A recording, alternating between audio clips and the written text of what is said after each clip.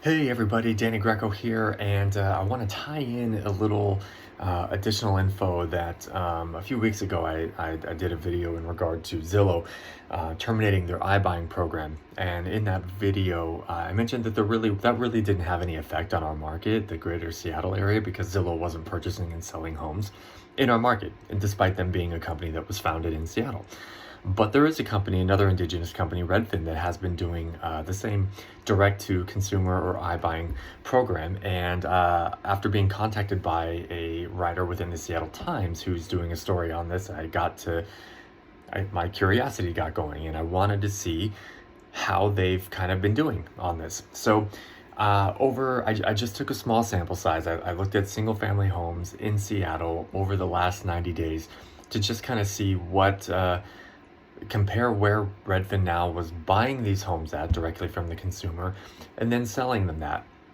And so there were about 20 homes that fit that category that have sold in that 90-day period. And it was really kind of all over the place. I'd say maybe 11, maybe 55, 60% of the homes they sold for more than what they purchased it, and maybe 45% of the homes they sold were under what they purchased it for. So, and then there's some really big outliers. In some cases, they never really lost more than 7% from where they sold at versus purchased at. But in some cases, they made 27% returns, 40% returns. But most of the time it was, still kind of in that maybe 5, 10, 15% return, which is good. One thing I didn't know, which I then learned, is at least as they have it now, when you as a consumer, if you are to sell to RedfinNow, you're paying them 5.75% to do so, which just really caught me off guard, because I would think that for a program designed to be a financial benefit to the consumer, they wouldn't be charging exactly what it costs to list your home on the open market. So think about it. If you're interested in selling your home and you get an offer from Zillow at at $500,000 to buy directly from you, you're then paying them 5.75% on top of that, or just not on top of that, just to sell that home to them. 5.75% of 500,000.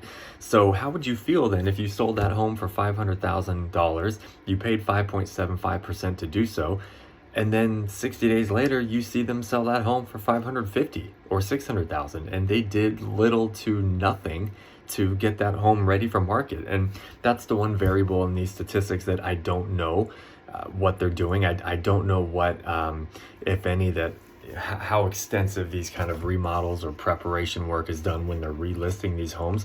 Oftentimes it looks like it's little to none. I mean, maybe new paint, some carpet, flooring, something like that. I imagine in maybe some of the bigger returns they've seen, they've gone ahead and done more on that. But that just shocked me, that I found that people are paying 5.75% to not put their home on the market in a market like this. This is the most seller-friendly, the craziest market we've ever seen, not just Seattle, but everywhere.